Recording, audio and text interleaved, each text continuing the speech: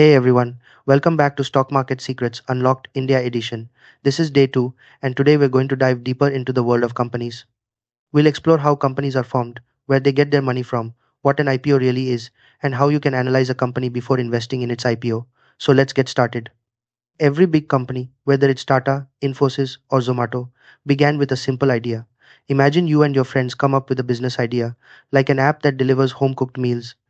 In the beginning, you use your own savings to build it. This is called bootstrapping. Once the idea proves successful, you officially register the business under the Companies Act 2013 as a private limited company, LLP, or public limited company. That's how your business gets its legal identity in India. As your business grows, you need more money for marketing, technology, and expansion. This is where investors step in. The first type of investors are angel investors, wealthy individuals who put their own money into startups they believe have potential, like the early backers of Ola or Paytm. Then come venture capitalist investment firms like Sequoia, Accel, and Tiger Global, who invest larger amounts in exchange for equity. For more mature companies, private equity firms and institutional investors provide bigger funding to help the company scale further. Funding rounds like Seed, Series A, and Series B help the company progress toward becoming a large public company. Once a company grows big enough and needs even more funds, it considers going public, meaning it sells its shares to the general public for the first time. This is called an IPO, or initial public offering. Before an IPO, only founders and private investors own the company. After an IPO, the public can also buy shares and become part owners.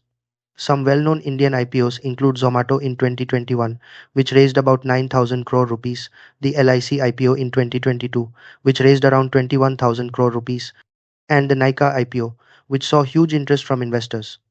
To launch an IPO, a company follows a structured process.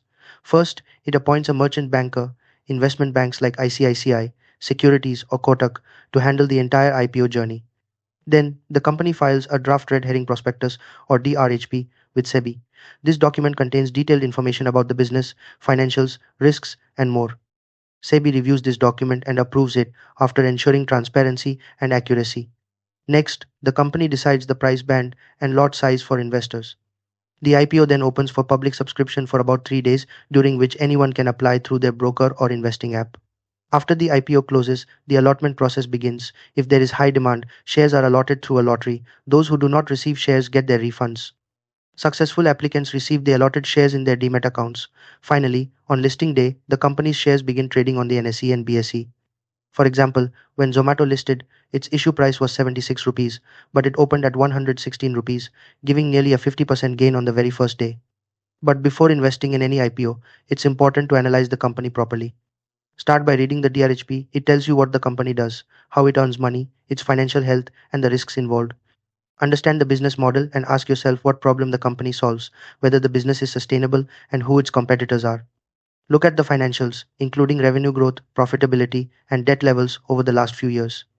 Evaluate the valuation and compare it with similar companies in the same industry to see if the IPO price is justified.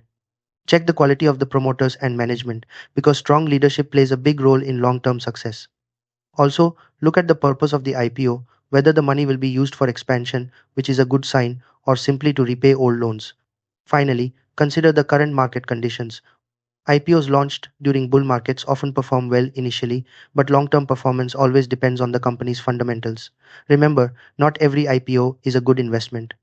Some may perform well on listing day but fall later, so always do your research before applying. Today we learned how companies are formed and funded, what an IPO is and how it works, the complete IPO registration and listing process, and how to analyze a company before investing in its IPO. In day 3, we'll go even further and talk about how to build your first stock portfolio, including how to choose your first stocks and how to manage risk as a beginner investor. Make sure you follow and subscribe, because the real investing action starts next. Thank you for watching and welcome again to the world of investing.